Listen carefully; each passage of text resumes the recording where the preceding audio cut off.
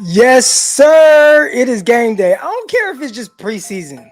I'm excited to watch some San Francisco 49er football. Tonight, they take on the Los Angeles Chargers, and there's some key things to look at as it pertains to the bottom of the roster, some key matchups, some key battles, some guys that are really trying to make their mark and make this 53-man roster. I've been there. I know what it feels like. I know what it feels like to not make it. But big time moment for a lot of these guys. Last opportunity to make their last impression, and maybe a last impression for Trey Lance for other teams as well. We're going to get into all that and more right now. Make sure you Like and subscribe this yeah, video. yeah. Man, it is football season. Yes, sir. Like, hey, I started to feel like it's like once you get to this third and final preseason game, obviously, like there's that like week off, and gosh, I feel like it takes forever. But this third preseason game signifies like NFL is here. And I'm looking into travel plans. I'm flying out to Pittsburgh. I'm actually going to Pensacola, Florida for what? I got a bone to pick with my wife's family. Her cousin Kayla's getting married. And shout out to Kayla getting married. But Kayla's getting married and she decided to get married on Thursday. And if I had to guess, people get married on maybe a Thursday because it's a little cheaper for the venue or whatever. But that's the opening night of the NFL. And I tell y'all all the time, like, I'm not just a 49er fan. First and foremost, I am an NFL fan. I love football. Anytime football is on, guess what? I'm watching it. I don't care if it's the XFL, UFL, uh, DFL, whatever that would be. All right. But if there's football on, like, bro, I'm watching it. And Thursday night football, opening night, I guess what? I'm still gonna be watching football because I'm gonna be in that wedding ceremony, looking at my phone, looking at whoever's playing Thursday night. And I don't remember exactly who it was. I feel like it's like the New York Jets and somebody, but guess what? I'm gonna watch it. So shame on them. But I have to travel from Pensacola, Florida, and I got a nice little trip going. All right, so I'm flying from Cali to Pensacola, Florida, do the whole wedding thing, and then I'm going from the wedding to Friday. I'm flying to Baltimore. My bro and I, we're gonna kind of do a little sightseeing, a little, you know what I'm saying, a little White House, take pictures, look a little touristy and all that cool stuff or whatever, and then drive to Pittsburgh with my bro and kick it with the homies, man. Have a good time. John Chapman, he is going to be having his 49ers Gold Rush party. So make sure y'all get y'all tickets. I should have probably tried to put the link in the description below. But John Chapman, he's going to be, he's going to be having the 49ers Gold Rush party out there in Pittsburgh. So I'm definitely going to be there.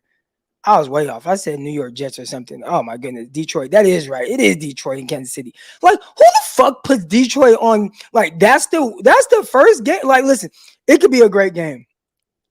I don't want like the first thing that I like the first time we're watching football, I don't want to see Jared Goff trotting on the field. Like, who does that? Now, the Lions could very well upset them. I see right here, Clarsa 49 says Lions upsetting Chiefs week 1. You heard it here first. They very well could. But guess what? I don't care if they're going to upset them because I just don't want to watch the Lions. Now, I will. Like I said, football's on. I'm watching it. But I don't want, like, that doesn't excite me. Like, oh, yeah, let's go see Jared Goff hand it off to Capri Bibbs. Like, man, that just doesn't excite me. But anyways, y'all know, man, this show is brought to you by Underdog Fantasy. Download the app or go to underdogfantasy.com. And when you sign up, use the promo code Crocky, and they'll double your initial deposit up to $100. All right, and I'm going to share my screen a little bit because we got some higher, lower things going on right now. Look, we're talking a lot about week 1, San Francisco at Pittsburgh. I think it's going to be a really good game. And I see a lot of people kind of panicking right now, and they're like, Pittsburgh looking good. They're looking good in preseason. But I will say this, and it's just my thoughts, and you guys will get much more of my thoughts on that game heading into week 1. I do stuff with Bleacher Report all the time. I'll actually be on Bleacher Report live right after the game tonight and then Locked On 49ers. So make sure you guys watch all of that. All right. But when the schedule release dropped, I picked Pittsburgh Steelers to beat the 49ers. And people were up in arms. And it doesn't have even as much to do with the slow start that the San Francisco 49ers sometimes have offensively, but just the respect that I have for Pittsburgh. You're traveling to Pittsburgh. You're going on the road. It's week 1. Weird things happen week 1. They have a terrific defensive line or defensive player on that line with Watt and how he wrecks games. Like, he is a game wrecker. Offensively, they're better. And I think that I always knew everybody acts like the only players that get better from year to year are the players that they want to get better, right? So let's say Trevor Lawrence. Everybody just assumed like Trevor Lawrence is going to, he played that rookie year, and he threw 10 touchdowns and 16 interceptions, but he's going to get better. But when it comes to guys like Kenny Pickett, because they didn't have that same type of outlook on Kenny Pickett, there's like this thought that like he's not going to get better. And guess what? All he's done is get better. Kenny Pickett looks good. I saw a stat that they put up. He's played 5 drives so far in the preseason. All right, Kenny Pickett, 5 drives in the preseason. 5 touchdowns. He's played 5 drives, 5 touchdowns. Now, again, it is preseason, and guys aren't having all their starters out or whatever. But just in the sense of feeling comfortable in the offense, what they're doing, clearly they're taking that next step, right? Like you got to do it. You start to feel good, all right. And then the regular season comes, and obviously the preseason stuff doesn't matter in the sense of how well they're going to do, but just kind of getting in that groove, that's definitely happening. So if you look right now, and hopefully this is big enough for y'all to see, pause. All right, but they already have the lines for the 49ers players and Pittsburgh players and every other player as well. But if you guys want in on this action right now, y'all know what to do, man. You got to go to Underdog Fantasy. The link is in the description below. And make sure you use promo code Crocky. Is Christian McCaffrey going to have 1 rushing touchdown? If you think so, hit that higher button. Is Deebo Samuel going to have 48 or more yards? If you think so, which I do, hit that higher button. Is George Kittle going to have 44.5 yards receiving? Guess what? I'm taking it. Hit that higher button. Kenny Pickett is going to throw for 200 yards. Whew, 49ers defense. I don't know. All right. Deontay Johnson, I think he's going to hit that. So here we go. I'm about to do this play right now. All right. Live and direct. We got Christian McCaffrey. He's going to have a rushing touchdown. Deebo Samuel, 47.5 receiving yards. George Kittle, 44.5 receiving yards. And Deontay Johnson, I know they're going to target him, so he's going to do that as well. Now, I'm just going to put a little $5 down. And that $5 payout will be $50. All right. So I'm going to put $5 down on that. $50 is the payout. All right. If I want to do one more, that's a $100 payout. So is Najee going to run for 100 yards? Let's say he is. All right. Boom. There we go. Now it's a $100 payout. So if I get all those correct, it's $100. I ain't doing their insurance or anything like that. Let's just go ahead and bomb. Submit. So it's really that simple to do Underdog Fantasy. They're making me do all kind of stuff, waiting on my location and stuff. I'll do it from my phone. But anyways, that's how you do it. All right. So if you want to get in on that, promo code Crocky. Go do that right now. Not again, Joe says, don't do it, Croc. All right. I ain't going to do it. Don't take George Kittle. I ain't going to do it. All right. All because you said it.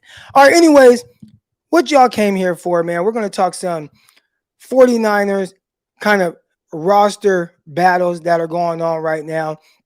And when I look at the 49ers depth chart, now I'll kind of bring this up right now. Okay, I'll bring this up and share screen, ESPN, San Francisco 49ers depth chart. Boom, we here.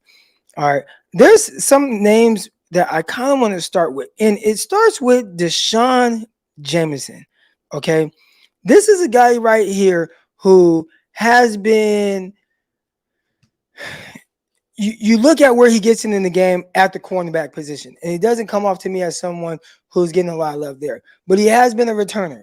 And when I watch him against the Raiders, I'm like, man, as a kick returner, as a punt returner, he looks like a natural. I like the way he's moving. He looks good.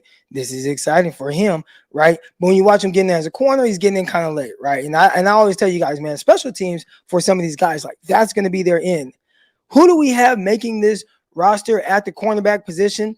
I did a 53-man roster prediction with Bleacher Report, and I had 5 corners making it. I had Travarius Ward, I had Deommodore Lenoir, Isaiah Oliver, Ambry Thomas, and I had Samuel Womack. Darrell Luter, I think he's kind of just gonna be on IR this whole year, and that's tough because it's like, man, he had a hyperextension, and usually that's not something that like keeps you out hella long. Matter of fact, I mean, I watched him working out at practice. He looked perfectly fine, but I think they're just going to put him on IR this year. And the tough thing about being on IR, when you're on IR, you just get like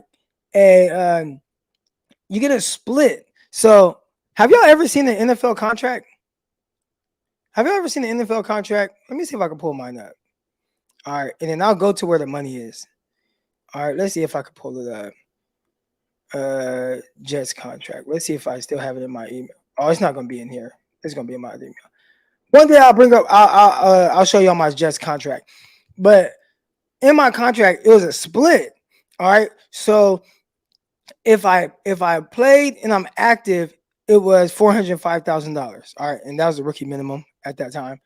If I was not, if I was on IR, it was like a split, and it was significantly lower than 405,000. So I don't know what the rookie minimum is right now. If I had to guess, I'd probably say like, I don't know, $560,000, something like that. But on IR, it turns into like 388 or something like that, right? So, and then you get taxed, right? Then you start getting taxed. That's why these NFL players, they ain't got as much money as people think. And it's like, okay, you made 300 some thousand, and it's like, well, yeah, then I get taxed, and it's like, you know, 290 or whatever. And then after the 290, just life expenses, the more money you make, the more expenses you kind of make, even though you try to be cheaper, but you buy a decent car and you got your house, and okay, I want to, fly my parents out and help my parents. And do I try to buy my mom a house? Don't do that. They tell you not to. All right. But there's all these things that go into it. They don't really make money like that. Then all of a sudden, boom, I'm out the league, and I ain't got nothing to show for it. So you don't want to be that guy. Trust me. All right. So, but anyways, I think that he'll start off Darrell Luter on the IR. So are the 49ers going to keep 5 corners or 6? If they are going to keep 6, then that opens up a spot for potentially, you got AJ Parker. Is this number 41? Nope, that's number 47. So it's not AJ Parker. It is Taylor Hawkins. I kind of like what I've seen from Hawkins. I kind of like what I've seen from him. Parker, okay.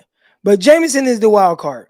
All right. And the reason why Jameson is the wild card is because he has special teams value. He has the ability to return. And I saw somebody say, well, yeah, he can return, but he's a little inconsistent. The fumble probably hurts him a little bit. Here's the thing. With guys like Deshaun Jameson, when you're trying to make the squad, you have so many few opportunities. I know me personally, I remember back in junior college, I returned punts in junior college. I returned some in at the university as well. But I remember in junior college, I wasn't the primary return guy. My guy Wallace was, Donovan Wallace. All right. But so anytime I did go back there for a return, I was not fair catching it. Like I had it in my mind, like, look, I'm only getting so many of these opportunities, maybe once, maybe twice a game to return a punt. So if I'm back there to return, I'm not fair catching it. I don't care if the protecting guy whiffed and there's a guy running full speed at me. No matter what, I'm catching this ball and I'm finna get jiggy because I don't have many opportunities. That's what it felt like Deshaun Jameson is doing right now, where it's like, no matter what, I'm catching it and I'm going to return it. Unfortunately, my junior college team, they weren't going to cut me if I muffed it, which I never did. But he muffed it, and that's definitely a big chink in his armor. All right. So he's a guy who potentially, if he's going to make it, it's going to be because they see the special teams value. And they put him back there on kickoff return. They put him back there on punt return. And they're trying to see, like, all right, Jameson, what are you going to be for us as a return guy? Because, again, I've talked about it a lot. And we'll talk about it here as well when we get to kind of some of the receivers. But Ray-Ray McCloud opened up a spot for guys as, like, who's going to be the primary return guy? I think they like having him do both. Now, some teams have a different punt returner than kick returner. All right, so we've seen that. But I think the 49ers find a lot of value in having their primary kick returner, also their primary punt returner, and vice versa. So maybe there's a guy that they like to do one or the other. But I think in the sense of how they're viewing it, if they can find one guy that can do both, it's like killing, 2 birds with 1 stone. So I'd assume that Jameson's in to make this 53-man roster and be active on game day is to be a legit return guy. You got to show that you have that value. All right. So he's one guy that's really interesting to see kind of what happens with him. Let's go to another spot where I think there's an opportunity for a guy here. And again, as a receivers, I say, off top, you already know Debo Samuel, Brandon Ayuk, Juwan Jennings. Like those three are guaranteed. I think right now we could say Ronnie Bell is kind of shaping up to like, all right, like I'm making this roster as well. I mean, can we all agree that Ronnie Bell is making it? I think the biggest thing for him is he going to be active on game day? It's not even if he makes the 53-man roster. So Ronnie Bell, he's definitely going to make it, but is he going to be active on game day? That's the big thing to look for. And if he is going to be active, it's going to be because, hey, I'm your primary return guy. And we saw him have a nice kickoff return. I think he did. Watching against the Raiders, I was like, Jameson looks like the better return guy. And then you watch him last game, and it's just like, man, you know what? Maybe Ronnie Bell just has a good feel for returning. And he had a nice punt return, 28 yards. I don't know when's the last time I saw 49ers have a 28-yard return. I feel like returns in general has kind of been a little sluggish. I think with Ray McLeod, he was, for the most part, pretty sure-handed, and he picked up that, 10 yards on punt, and, his average was really good, but it's like kind of lacked the explosiveness, which we saw, like, some explosive plays out of Richie James. We saw some from DJ Reed as a return guy as well, but you didn't quite get that from Ray McLeod. So can Ronnie Bell have some of those explosive plays like he did in the last preseason game? I thought that was terrific. So if I had to guess, Ronnie Bell, he's going to make it. He's going to make it, which now puts you with looking at the 49ers roster, that puts you right at 4 receivers. All right, so you got Debo, Ayuk, Jennings. You got Ronnie Bell. And now here is the interesting part. First of all, Anthony Miller being signed. Have we talked about Anthony Miller? So let's talk a little bit about Anthony Miller, man. I remember when he was coming out of college, and was he a second-round draft pick? Yeah, second round in Chicago. I remember I really liked him. But look how quick it happens in the NFL. 33 catches, that's cool. 52 catches, that's cool. 49 receptions. And then all of a sudden, he's played in 3 games over the last 2 years. So have there been injuries? Because this was a guy who was like legit twitched up, huge hands, catches. He's explosive. And it's like, what happened? How is Chicago the first 3 years? Like, you're doing excellent. And then all of a sudden, I mean, we're talking about 6 catches in 3 games over the last 2 years. How does that happen? So maybe there's injuries. Y'all might know more than me what's going on with him. But that I don't know how that happens, especially for someone who I felt like was so talented coming out of college. But this is definitely an underrated signing because I think it's late in the year, so everybody's just like, Anthony Miller, but he's nice. Here's the interest. Has he been hurt or something? Because how is he a guy that's like was not in your camp all along? You got guys in there like Daz Newsome who you clearly had no intentions on keeping Daz Newsome. I know he was on practice squad last year, but you had no intentions on keeping him. You brought, Chris Conley, and I like Chris Conley. We're going to get to him. I actually think he's going to make this 53-man roster. You got Willie Snead. We'll see. But you got all these guys, and it's like, well, what about this young kid out of Memphis? Like, how did y'all not already have him in here? And he's somebody he's always been talented to me. And I think in the ways that the 49ers need players to win, I think he could do those things. Again, this is a guy that has been productive. He has been productive. I have no idea what's going on the last 2 years. But prior to that, he had over 130 catches in 3 seasons. Well, over 130 catches. Like, that's solid. The targets are there. He's getting yards. Like, he's scoring touchdowns. He scored 7 touchdowns as a rookie on 33 receptions. How is this a guy that nobody had? I don't know what's going on with him. But I know when he was coming out, he was definitely talented. So he could be a wild card in this. I don't know what he has to do to get better. Maybe this is their opportunity to say, you know what?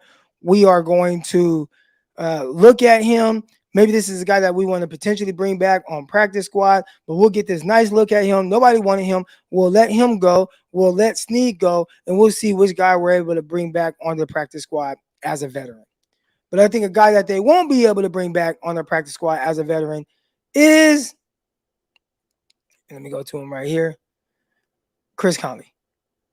I think Chris Conley is a guy. I've liked what I've seen from him.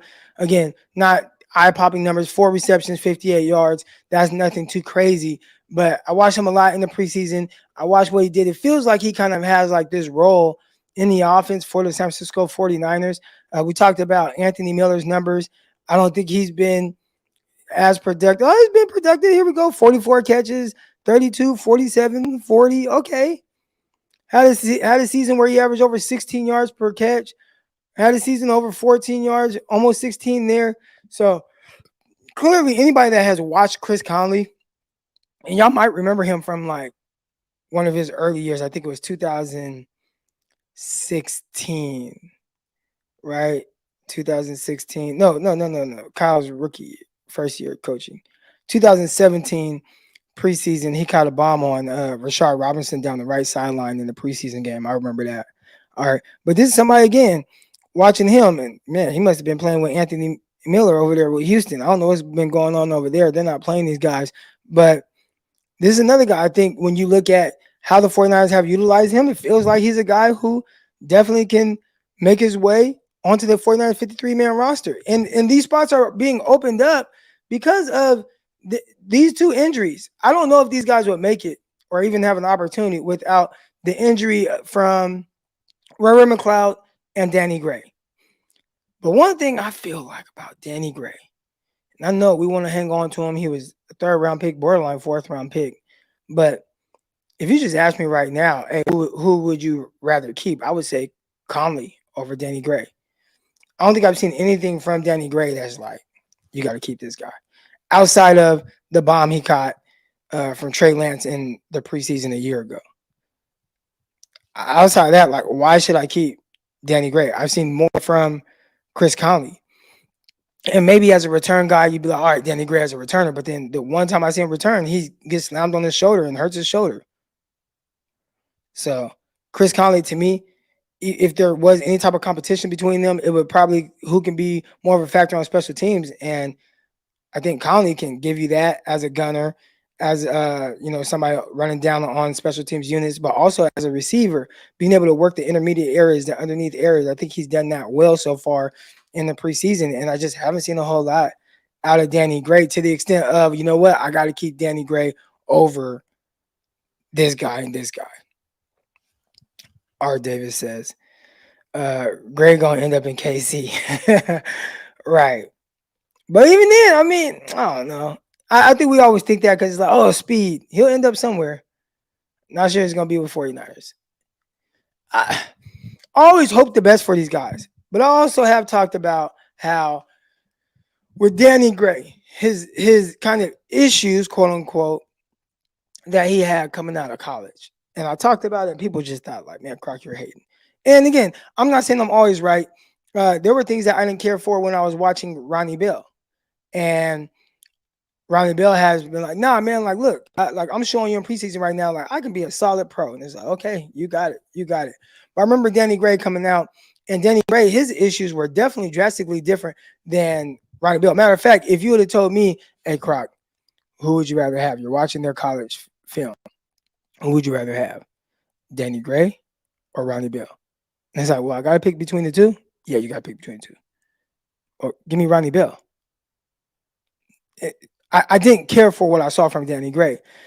I know he ran fast in his 40-yard dash. I know when you watch highlights, you see some big plays. But when I just watched his game, like just solely watched his game, a guy that his game is predicated on speed, he didn't play to that speed consistently in route. He didn't threaten guys vertically, and it's like, bro, you run a 4.3, but these corners I'm watching are covering you like you ran a 4.7. All right. And they do some of that with Ronnie Bell as well, but obviously Ronnie Bell doesn't run a 4.3. And also I think Ronnie Bell has more value when he's playing in the slot.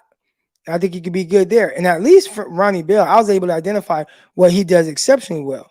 And that was, hey, man, this dude is tough, and he's going to block his ass off. And I think Kyle Shanahan's going to really like that.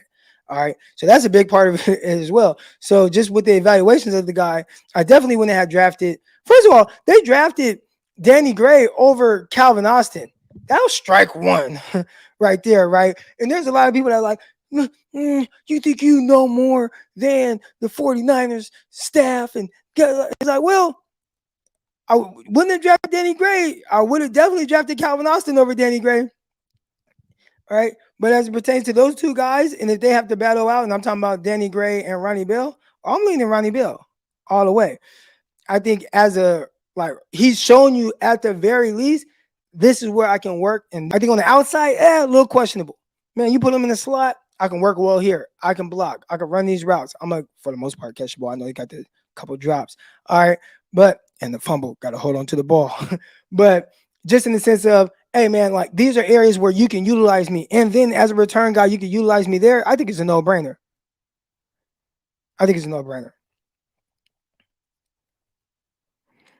You always said Gray don't show speed in his routes. He doesn't, man. And what I mean by that, look, guys, okay, so a lot of what I try to talk about is, especially as it pertains to receivers and defensive backs, I can feel it. I can feel it. Pause. All right. So when I'm looking at the defensive backs, I can feel, is this guy threatened? How does this receiver threaten this guy? Now, there's certain guys that don't have to threaten the guy because maybe I can win with size. So you look at Juwan Jennings. I think Juwan Jennings, and people talked about, they compared Juwan Jennings and Isaiah Winstead, the kid out of ECU. All right. And when I watch Isaiah Winstead, they weren't the same. Juwan Jennings and Winstead weren't the same. Now people wanted to compare them because the size is similar. The 40-yard dash, which they both were like kind of like dirt slow or similar, right? But the way that they won was drastically different. I think that Juwan Jennings did a really good job. Like that 1 to 10-yard start was one speed, right? So it's just, I'm getting in this route right now. I'm putting my foot in the ground. I'm trying to cross somebody's face, and I'm going to make a catch because I'm blocking their body out. So if you're that, you don't have to threaten the guy with speed. But even then, at least the illusion of him moving fast put him in a position to where I can win with positioning and catch the ball. I think Juwan Jennings did that well, and I think he does that well at the NFL level. All right. Winstead, that's not how he threatens guys. Winstead is going to be more setting guys up, twitched up, and have his breaks right here, short area type stuff, and then catching the rock. I think he does that well. With Danny Gray, when I was watching him, it was like, you run a 4.3, like you're not one of these big slow dudes, but the defenders are sitting on your routes as if you're that. And to me, that's an issue. Now, that it can be learned, right? You work with a trainer, a receiver coach, or somebody like that, and it can be learned. So here's a great one right here from Tab D. Speed isn't everything. Speed isn't everything, but it's the illusion of the speed that really helps. All right. The illusion of the speed. So all you have to do is give the impression that I'm moving fast, even if I'm not. Right. Look at like Jerry Rice. You watch Jerry Rice run routes. Every route it's like same speed, boom, break the route off. Same speed, boom, break this off. Same speed, boom, it's a slant. Same speed, boom, oh, it's a go route. Same speed, boom, it's a post, right? And it didn't have to be like, oh, Jerry Rice is this 4.3 guy, but it's if I'm giving the illusion that I'm moving so that I threaten the defensive back. That's what we want to do. We want to threaten the defensive back, get him to open up, get him to move off of his spot, get him to feel uneasy so that his time clock speeds up and he throws his technique out the window. Like that's what we want to see from our receivers for the most part, if that is how you have to win. Now, Deebo Samuel, his game isn't predicated on that because he's not really catching a bunch of balls down the field. So how are they using Deebo Samuel? We're going to throw screens to him.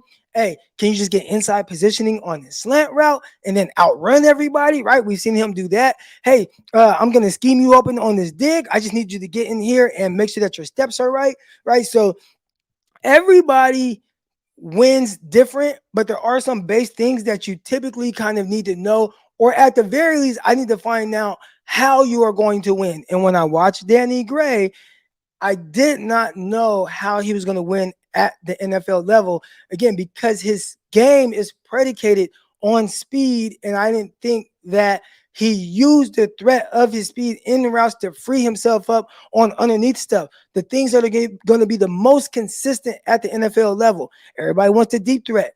It is really nice to have a receiver that can catch the deep ball, the go ball. The 49ers offense is not predicated on that. So can you win underneath? Can you use the threat of your speed to break off routes? Can you win on curls, comebacks? Can you get in and out of breaks? Are you working back to the ball? Are you moving defensive backs off the line of scrimmage to speed up their time clock? And I didn't think that Gray was doing those things consistently in college. Has he done it at the NFL level? I haven't seen it quite yet, but that's something that you definitely can work on it. You definitely can learn it. I don't know if he has. I don't know what he's been doing. And obviously we just haven't seen enough of him. So it's interesting. It's interesting to see where Danny Gray is right now in his development. But I would also say, if it were up to me, he'd probably find himself as the odd man out. All right. So right now, I'm thinking that 49ers receivers, Deebo Samuel, Brandon Ayuk, Jawan Jennings, Chris Conley, Ronnie Bell, and maybe I keep one spot. Like that's where like maybe Danny Gray can keep the spot by default, but I don't know, man. I mean, you got Anthony Miller, you got Isaiah Winstead. There's Tay Martin as well. I think they might keep 5. I think keeping 5 receivers, but also you have Ray McLeod. He's eventually coming back. I think that's your 6. That's what it feels like to me. Who do y'all think? Okay, so who do y'all think out of the receivers? Am I missing somebody? Do y'all think Willie Snead makes it? Do y'all think Anthony Miller, Isaiah Winstead? I mean, are they keeping Danny Gray? And if y'all think they are keeping Danny Gray, just tell me why you think they're going to keep Danny Gray. Tell me why. All right, here we go. Let's get to another position here. Appreciate everybody that's here sitting right now in the chat. Make sure y'all like and subscribe this video. All right. So I think the running back position is pretty self-explanatory. I think you have your backs right here. Christian McCaffrey, Elijah Mitchell, Jordan Mason, Ty Davis Price, and where's my fullback? Kyle Juszczyk. Now, Jack Coletto, he's an interesting guy, but I think because there's not this huge market for fullbacks, I think you let Coletto go and you try to bring him back on practice squad. That's the way I would do it. But I think the running back position is pretty straightforward. Now, there is one caveat. All right, there is one caveat. Where is he? The guy that the 49ers they had a while back on practice squad. Hold on, I'm gonna bring him up right now. Jeremy McNichols. There we go. I don't know how he's only averaged a 3.6 yard per carry because he's looked pretty good. I thought he's looked pretty good. And that's where sometimes I don't know if numbers are deceiving or maybe just I'm seeing what I want to see. Maybe that's the thing. But I know when I watch Jeremy McNichols run the rock, I was like, man, it looks kind of good. I would have never imagined that he's only averaging 3.6 yards per carry. Now, again, you got to, keep into account he's not playing against with the best offensive line. So, but again, just from what it looks like, he looks a little kind of twitched up, looks explosive. He's getting up in there like, I've liked what I've seen from Jeremy McNichols. I don't think he makes it. But again, some of these guys, because shout out to the NFL for making it to where you can put guys on, you can put veterans on the practice squad.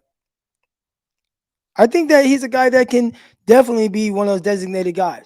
I also say this. If I'm a youngster, I'm not playing running back. I'm not playing running back. I tell all my guys, there's some guys that maybe just have to play running back, but if you can help it, don't play running back. Don't play running back. Like the value just isn't there. You find yourself out the league. Let's see, he is 5'9", 205. So at 5'9", 205, you maybe just have to play running back. Can you lose like 5 pounds and just be a slot receiver with that run after catch ability? Because they don't value running backs at the NFL level. They just don't. And even a guy like Jeremy McNichols, when I'm watching him, and I'm like, man, like he runs well. I like the way he runs. It don't matter because there's another 100 guys that they're like, well, this guy's can do the same thing. They can do the same thing. So I don't think Jeremy McNichols is going to make it. I think it's pretty straightforward with the 49ers depth chart at the running back position. McCaffrey, Mitchell, Mason, Tyrese Price. They cut the undrafted guys. I think that was probably the more shocking thing with the 49ers, cutting like all the undrafted guys. I didn't see that happening. It's interesting that the depth chart on ESPN has already changed. It used to be Brock Purdy, Trey Lance, Sam Darnold. Now you see Sam Darnold in second.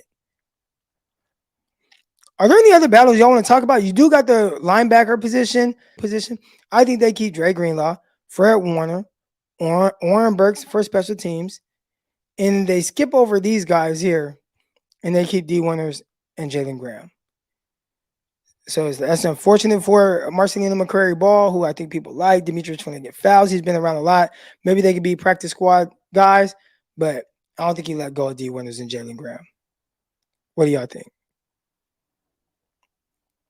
What do y'all think? And you know what? I want y'all to let me know what y'all think by clicking this link and coming on live. I think I'm gonna stick to the 2-minute thing to keep it from not like going too long. So anybody that wants to come on, you'll have 2 minutes to get your takes off. Maybe a battle that you're looking forward to seeing tonight. I'm excited to watch 49er football. Again, immediately following the game, I'll be live on Bleacher Report. Immediately following Bleacher Report, I'll be live on Locked On 49ers. It'll be late because this is a late start already. So we're talking about pushing like, what, 11 p.m. at night and going live on Locked On 49ers. And then tomorrow I'm going to watch my boys, man. A couple kids I train play against USC. I get to watch reigning Heisman Trophy Award winner Caleb Williams play quarterback. I'm excited to see what he looks like. So I'll be in LA tomorrow for that. Winter and Graham is the future. They need to keep them. Yeah, I just don't know how they let those guys go. I don't think they do. Winter and Graham. I like those guys. They've looked good. Especially Graham. Here's the interesting thing about Graham, because when you watch his film, the way that Purdue used him, Purdue, or is a team that looks like colors like blue. In my head, I'm seeing him in my head, but I might be off like with the team. But I think it's Purdue. All right, but you watch Jalen Graham at Purdue, and he was kind of this strong side backer. They used him at the line of scrimmage. They used him to cover, tight ends, things like that. But it was like more of this kind of like, hey, set the edge, make tackles. 49ers are like, we're going to put you at off-ball linebacker. Yeah, I think like the instincts he definitely has for the position. I think he's done good there. Being able to slice in, utilize his athleticism. I think that part has looked good. And I, thought I was going to see more of that from D. Winters. And I'm not saying you haven't seen it from Winters, but he's done some good things as well. But I have been more surprised by what I've been seeing from Graham, and pleasantly surprised, might I say. I haven't seen Bill at all. I don't even know what number Bill is. So has Bill even made a tackle? Is he number 33 still? Where is he at on this? I'm trying to look for Bill on this depth chart. I don't even see him on the. Where the hell is Bill? All right. No. That's one guy. When you talk about like not popping, I haven't seen Bill. Okay, so he's number 55.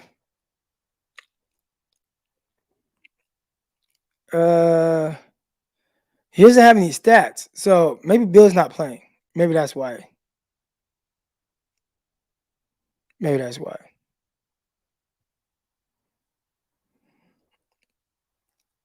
Mr. Blue Magic says, Croc, you need to just do an hour call-in show, 5-minute timer. All right, we could do that. I am starting to set up kind of how everything is going to go for the season. All right, so I have Mondays, we'll be talking about the game or whatever.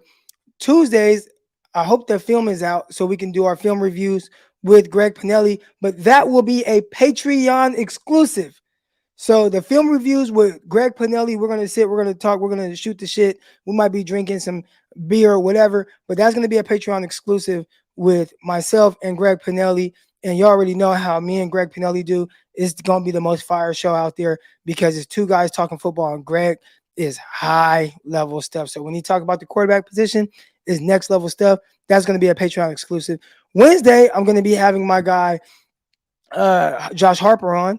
Josh Harper, former Fresno State, great receiver, and that's going to be Whiteout Wednesdays. We're going to be breaking down the 49ers pass game with the receivers, what they look like, what they're doing, their battles, and then the upcoming game as well.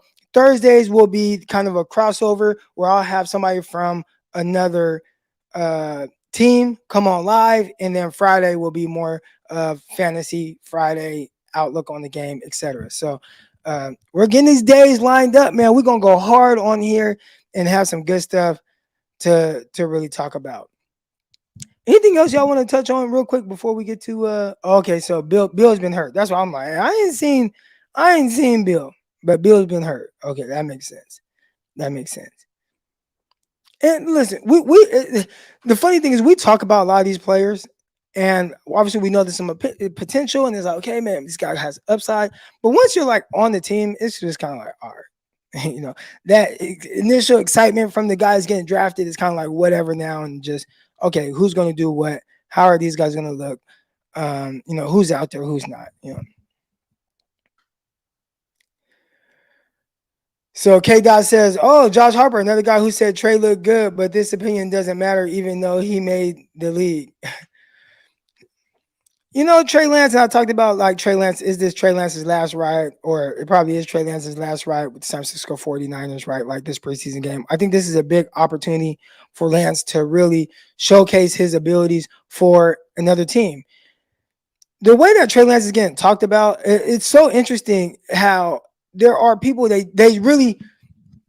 I can show you one thing, man, and if I show 4 people that same play, 4 people can come to 4 different conclusions. And I guess the only conclusion that matters as it pertains to the 49ers is the conclusion of Kyle Shanahan and what he thinks. But when I watch Trey Lance, there's nothing that I've seen that I say like this guy can't play or can't be good or oh man, this guy's just such a bust, right? And I saw someone on social media because Anthony Richardson, he's had kind of a rough preseason, right? So let's see if we could bring up my Twitter account and go to what has Anthony Richardson done so far in the preseason. So boom, here we go. All right, we're gonna share that. So let me stop sharing this. Present, share a screen, and if you're listening to the audio version, I'm sorry you won't be able to see any of this. But Anthony Richardson, these are his preseason numbers: 45% passing, 145 yards, 45 rushing yards, 1 touchdown, and 3 scoring drives. The way that Trey is talked about, you would think like, oh man, like this dude's like the worst quarterback ever, right? Trey Lance put up these numbers and better, more efficient in 1 quarter against the Broncos. He had 175 passing yards. He had 3 scoring drives. I mean, he did that in one quarter. And they talk about Trey like it's just this guy that just can't play the quarterback position. I don't think that's it.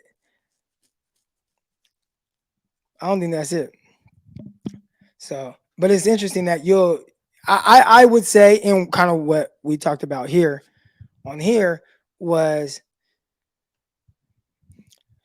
you hear it a lot, and it's funny because these narratives get pushed with certain guys, and people start to say certain things, and they use the same like clue words, like the same words. Everybody says the same things to describe somebody or what they need or whatever, right? And like it would be like a receiver, and once somebody tags this like specific word on this receiver, then everybody starts using that same word on that receiver. With Trey Lance, the thing that's tagged on him is bust, right?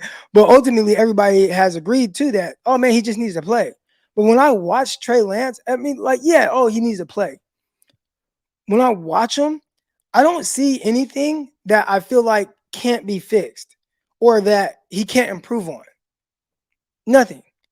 Now, some people might say, well, 3 years in. First of all, this is the 3rd year. All right, so it hasn't been like 3 years, but this is the 3rd year. Yes. And that's me being a little petty or specific. But watching him, it's been an interesting battle for him and very unfortunate between the broken ankle and everything else. But I ain't watched this preseason and think this is a guy that can't get it. I did watch the preseason and think the game is moving a little fast for him. It's moving a little fast. At some point, will the game slow down? Because if it slows down, and when y'all watch him play in rhythm and when he knows what he's seeing, it looks as good as anybody. But there's times where I think he's getting tricked. Well, how do you not get tricked? Well, if you're Sam Darnold, who I do think looked a little more comfortable. All right. Well, Sam Darnold should look more comfortable. He's started 55 games in the NFL. Like that means something. On top of his, college experience as well. Like he just played a lot. He's seen a lot. He's seen more than Trey Lance. And Trey Lance still, seeing things for the first time and figuring it out. And maybe this is not the spot for him. But if he goes somewhere and they kind of just continue to build it and they just say, you know what, Trey, we don't have long-term plans for Baker Mayfield. And we started this season off bad. We're going to play you for the second half of the season. I would bet by the end of that stretch, you'd see a lot of things that you like out of Trey Lance. And you know what? Hey, man, let's pick up this guy's fifth-year option. But the 49ers just don't have that type of patience because of where they're at. His timeline doesn't fit where they are. If you've been watching this show for a while, I kind of compared him to James Wiseman. I remember seeing James Wiseman on the, he was on the Warriors. He got drafted by the Warriors, drafted high too, right? And James Wiseman's development arc just did not match where the Warriors were. It's damn near the same with the other kid that they have, super athletic freak. What's his name? Kuminga? Jonathan Kuminga? It's damn near the same with Jonathan Kuminga, where it's like, why isn't Kuminga playing more? And it's like, well, he's just not ready to play with where these guys are, but he might be good eventually. So as far as Trey Lance goes, and I see somebody saying, who cares about QB3? I'll tell you who cares. The people that are going to be watching the game tonight to see where he potentially might land. So that's what this is about. Eric Gomes. I like that it's Eric with a C, though. We had Eric with a K on yesterday. He did great. All right. But who cares about QB3? QB3 might be QB1 somewhere else or QB2 somewhere else. So tonight, again, special teams matters for certain players. You can't get mad that I'm talking about QB3 when I done talked about wide receiver 7, wide receiver 8, fullback 2, goddamn CB9, right? I done talked about all these other guys, but then you get mad because I bring up QB3. What's up with that? All I'm saying is he's going out there and he's auditioning. Trey Lance is auditioning for the other teams tonight. So I care. I care. I am excited to watch Trey Lance compete and see what he does, and potentially can he up his market and his value tonight, or does he tank it? And I'll tell you what, the teams that are potentially looking to possibly trade for him, they will be watching. They care. They care. That's who cares. They care. The teams that potentially are looking to trade for him, not to make him QB1, but to potentially see, is this guy somebody who we potentially might be able to see what he's got? Clearly, it's not with the 49ers. So there are people that care. Eric Gomes. Eric with a C. I like that. I like that. And maybe I'm wrong. Sometimes I just try to look at the chat. Eric, QB3 is a major spot. They made a whole ass rule because of our QB. Yeah, but again, the 49ers are going to have a QB3. It's going to be Brandon Allen. That's who their QB3 is going to be. I saw something about Wiseman, James Wiseman. Where was it? Okay, here we go. Wiseman's salary had a repeater tax hit that was 10 times his pay. Dang, that's crazy. I don't even know what that means, but it sounds crazy though. Eric, just keep that same energy when the Niners don't win the Super Bowl this year and Brock and Sam come down to earth. Okay, I will say this about like winning the Super Bowl, and everybody views this different. Everybody views it different. I watch the 49ers to be entertained. And obviously, I would love to see the 49ers win the Super Bowl. I would love to see, I would love to be able to go to the parade and stuff like that. I've been to several San Francisco Giant parades. You know what I'm saying? I've been to several of those San Francisco Giant parades. I ain't been to 49er parade. I would love to be able to do that. But ultimately for me, and again, the Super Bowl is the icing on the cake. I enjoy being entertained by the 49ers. So hopefully they win the Super Bowl. That would be amazing. If Brock Purdy plays very well, the team goes 13-4, and you're kicking ass, and oh man, you lost a game before the Super Bowl, or oh man, you lost the Super Bowl. Yeah, I'd be kind of like, pain, right? But I won't be like, oh man, they made the most terrible decision to move on from Trey Lance, and Brock Purdy couldn't do the job. Like, I won't be upset like that. Now, what I will do is say, if Trey goes somewhere else, and I don't know if this is going to happen, and he starts to ball out, I'll probably have some things to say about that, but we probably won't know that for another couple years. This is Great 1765 says this is either going to be a huge failure of a season, or somehow, some way, Trey gets back on the field for the 49ers and displays greatness. Show all the devils the power of a child of God. I do appreciate that he is a child of God. But as far as him stepping on the field and showing greatness, I'm not sure it's going to be with the 49ers. Not sure it's going to be with them. Like, on the scale of, and maybe I'll put this, I think I could put polls like in the comments or stuff like that. All right. But on the scale of 1 to 10, y'all think he's going to be on the 49ers past this week? I don't think so. I don't think he's going to be on the 49ers. Listen, I would love to see him be a 49er quarterback. I would love to see him do his thing. I don't think he's going to be. I don't think he's going to be on the Niners past this week. Tia says, yeah. We got a 7 here on the scale of 1 to 10. We got a 7. T Dub says 5. Kenneth, he's just straight up no. I don't think he's going to be on the 49ers past this week. And you know what? I hope for Trey Lance he's not on the 49ers past this week. For him, I hope. Because, I've been on the NFL practices. As a third stringer, you ain't getting reps as a third string quarterback. We've had, if you listen to the quarterback shows with myself and Greg Pinelli, we did have Tyler Bray come on. And Tyler Bray has spent a little bit of time with the 49ers last year, late in the year, as a practice squad quarterback. But he's also talked about his time with, like, the Chargers. He talked about his time with the Bears. Not Chargers, Chiefs and the Bears. And he talked about how, like, as a third string quarterback, you're kind of just standing out there. Your starter gets all the reps. Your backup quarterbacks get some, but they also do most of the scout team stuff. And then he was just like, can I get some reps? And Chase Daniel was like, no, motherfucker, stay over there. Stay in your lane. Like, Chase Daniel was kind of an asshole to him. So the third string guy just doesn't get much reps. So I hope for Trey's, for him, he gets an opportunity somewhere else. Don't think it's going to be with the Niners. All right. I appreciate everybody for tuning in. We're going to get out of here, man. We got the game tonight. Make sure y'all watching live. And again, you can catch me live immediately after the game on the Bleacher Report app. Set your notifications of 49ers, all that good stuff. And then set the notification bell for Locked On 49ers on the YouTube channel, because we will be live immediately after the game as well. I'm your host, Eric Crocker. Use promo code Crocky on Underdog Fantasy, or go to underdogfantasy.com. Until then, I'll see y'all. I'm out. Peace.